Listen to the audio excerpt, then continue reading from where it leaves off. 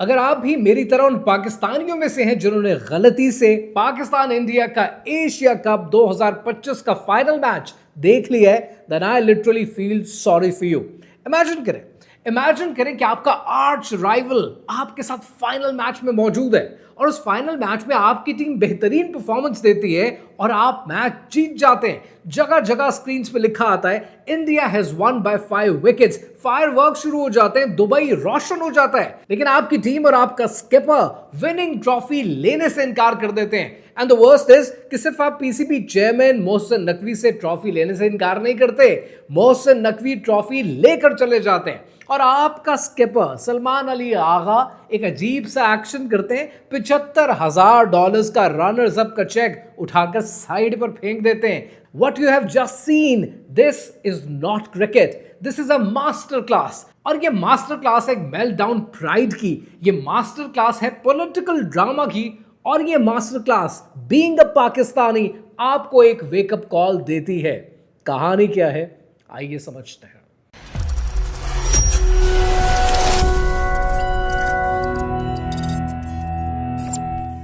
I'm literally sad by the depressing performance of Pakistani team और समझ नहीं आता कि इनको प्रेशर में खेलना क्यों नहीं आता। और मिनहसल कौम अगर आप सबको उठाकर देखेंगे तो प्रॉबेबली ये पाकिस्तान भर का आपको मसला नजर आएगा। They do not know how to sustain under pressure. अंग्रेजी की बड़ी खूबसूरत कहावत है, हु ब्लिंक्स फर्स्ट, कि आखिरी लम्हे तक, आखिरी मिनट तक आपके पास मौका होता है कि आप स्ट्रैटेजी बदल दें। लिटरली अगर आपकी जेब में सिर्फ 10 रुपए रह गए ना, या 1 रुपया रह गया और वो भी कोई लेने के लिए आ रहा है, you still have time to change the whole outcome. लेकिन हम ये समझते नहीं है। हमारी टीम को लगता है मैचेस या तो जोश पे जीते जाते हैं या फिर इंशाल्लाह तेज बोलने से जीते जाते हैं। This is not how the world works. आज दुनिया की एलीट एथलीट्स को उठाकर देखें, एलीट टीम्स को देखें, वो सिमुलेशन के ऊपर प्रैक्टिस करते हैं। इंडिया चले जाएं, इंडिया में आप देखें कि एनसीए के पास हाई स्टेक नेट्स मौजूद हैं जिसके ऊपर टीम्स प्रैक्टिस करती हैं। और आप किस चीज पर प्रैक्टिस करते हैं? इतना बड़ा स्टेक है पाकिस्तान का क्रिकेट के साथ, साल में से 6 महीने तो आप फॉर्म में नहीं होते, फॉर्म ही आपकी ठीक नहीं होती। उसके बाद जब आप मैच हार जाएं तो एक अजीब सा फिनोमेना है कि तुम जीतो या हारो, हमें तुमसे प्यार है। हमेशा याद रखिएगा, अंग्रेजी की कहावत है, you're as good as your last performance. अगर आप पिछली परफॉर्मेंस में 0 हैं तो आप 0 हैं।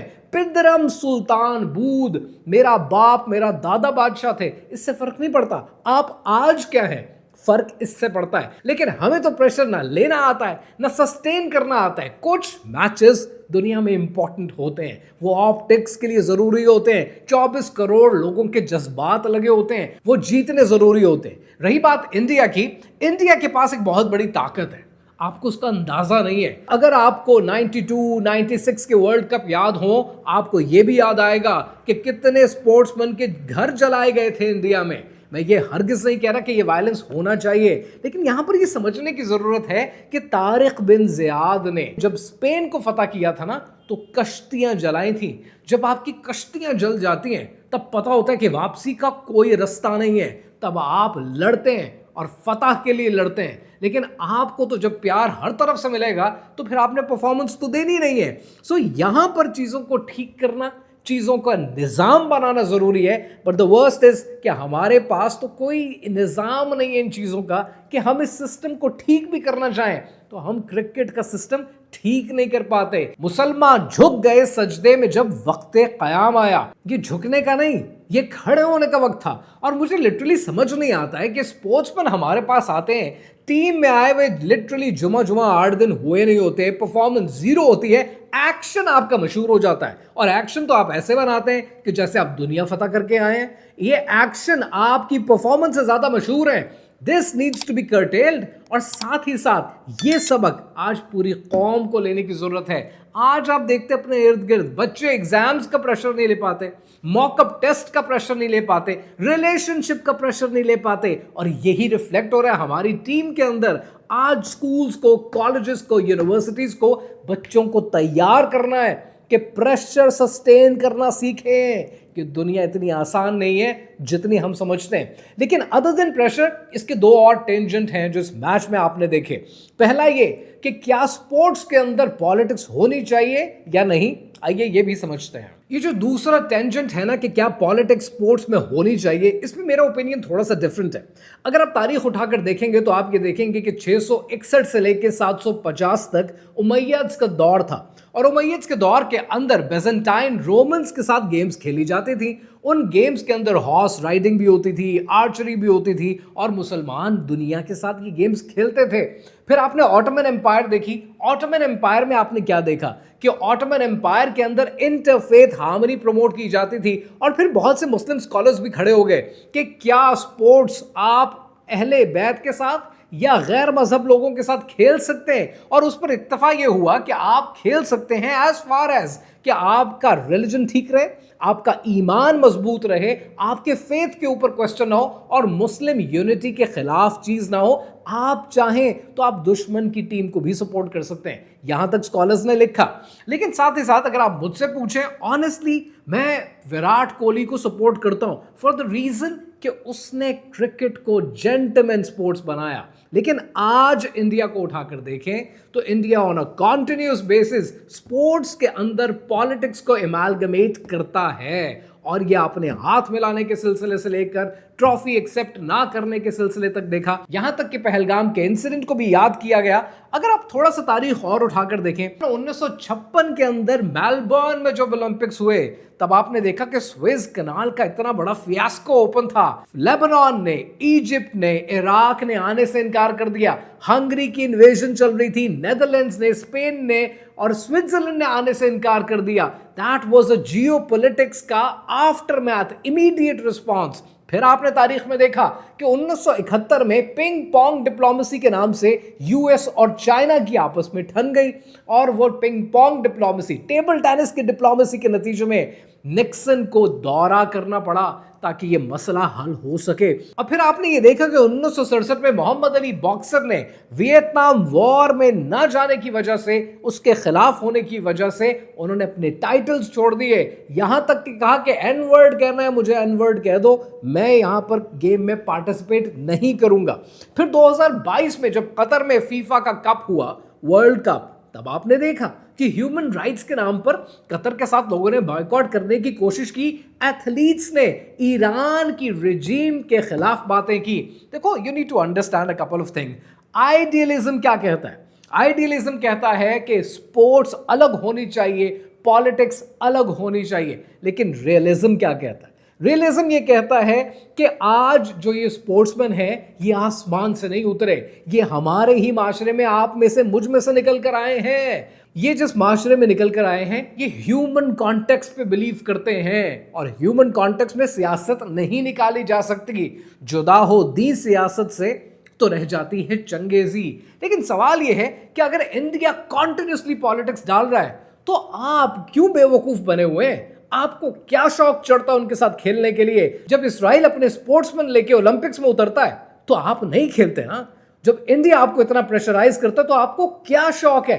कहां है आपकी गैरत और कहां है आपकी प्राइड? किसी जगह आकर आप भी लाइन ड्रॉ कर दें कि अगर ये तरीकाकार है, ये तुम्हारी आदतें हैं, ये आपकी हरकतें हैं, तो हमें कोई शौक नहीं चढ़ रहा है आपके साथ खेलने का। आज आप इस पॉलिटिक्स को स्पोर्ट्स से अलग नहीं कर सकते। This is part and parcel, but you as Pakistanis, you need to draw a line कि क्या क्रॉस होना है और क्या क्रॉस नहीं होना। Now let's talk about the third angle. 1886 में लाहौर में एक कॉलेज खुलता है। अंग्रेज इस कॉलेज को आगाज देते हैं और इस कॉलेज का नाम है एचसन कॉलेज। आपने इसका नाम बहुत सुन रखा है। पाकिस्तान के कौन से पॉलिटिशियंस हैं जो इस कॉलेज से पढ़कर तालीम याफ्ता नहीं हुए? कौन से ऐसे लोग हैं जो आज अपने फील्ड में अच्छा नहीं कर रहे? The top creed that you see, the elite of Pakistan comes from Aitchison College. लेकिन बड़े कम लोग जानते हैं कि एचएसएन कॉलेज सरकारी है। एचएसएन कॉलेज की जितने भी फंड्स हैं वो करोड़ों अरबों खरबों रुपए के फंड्स नहीं है, लेकिन फिर भी ये कॉलेज आज इतनी अच्छी परफॉर्मेंस क्यों देता है? किसी भी प्राइवेट सेक्टर के इंस्टीट्यूशन से बेहतर परफॉर्मेंस क्यों देता है? ये बात पैसों की नहीं है, ये बात मेरिट की है, क्योंकि वहां पर मेरिट को पसंद किया जाता है। इसके मुकाबले में जब आप पाकिस्तान क्रिकेट बोर्ड को देखते हैं, आपको समझ नहीं आता कि ये हुआ क्या है। इतना पैसा, इतनी पावर, इतना कुछ होने के बाद 0/0 परफॉर्मेंस क्यों होती है? उसकी वजह ये कि आप मेरिट पे तवज्जो नहीं देते। इट्स नॉट अबाउट कि इंडियन क्रिकेट बोर्ड के पास ज्यादा पैसा है, आपके पास पैसा कम है। इट्स अबाउट मेरिट, क्योंकि आप राइट बंदे को राइट जगह पर अपॉइंट नहीं करते, पॉलिटिकल अपॉइंटमेंट्स करते हैं। नतीजतन आपके पास ये होता है कि एक इंसान ने मैच में जरा सी परफॉर्मेंस दे दी, उठाओ इसको स्किपर बना दो, उठाओ इसको वाइस कैप्टन बना दो, उठाओ इसको टीम में मेजर पोजीशन दे दो। इस तरीके से दुनिया नहीं चलती है। The world is changing. T20 के फॉर्मेट में अब आपको और तरह के लोग चाहिए, आपको अपनी परफॉर्मेंस बदलने की जरूरत है। आज अगर आप मैनचेस्टर यूनाइटेड को देखते हैं तो आप उनकी कामयाबी देखते हैं, आप ये नहीं देखते कि वो कितनी कम उम्र में अकेडमीज में अपने फ्यूचर के एथलीट्स ट्रेन करना शुरू कर देते हैं। 5-5, 6-6 साल की उम्र में वो अगली पौध तैयार कर रहे होते हैं, और हमें यह नहीं पता होता कि अगले सीजन में जो स्पोर्ट्समैन खेलने वाला है, देखेंगे जिसकी परफॉर्मेंस अच्छी हो उसको ले जाएंगे, और जिसको नहीं लेके जाना होगा उसको अनफिट डिक्लेयर कर देंगे। अगर मेरिट का कत्ल होगा, जो पाकिस्तान में ऑलमोस्ट हर जगह पर हो रहा है, तो आपके पास यही परफॉर्मेंस होगी, और 24 करोड़ लोग जो क्रिकेट से एक्सपेक्टेशन लगाकर बैठे होते हैं, आप उनको नाउम्मीद कर देंगे। रही बात इंडिया की, you need to draw a line with India. क्या एक्सेप्टेड है और क्या एक्सेप्टेड नहीं है। और एक बात हमेशा के लिए इंडियन क्रिकेटर्स को वाज़ेह कर दें कि कर्म करोगे कर्म करेंगे, सितम करोगे सितम करेंगे। हम आदमी हैं तुम्हारे जैसे, जो तुम करोगे सो हम करेंगे।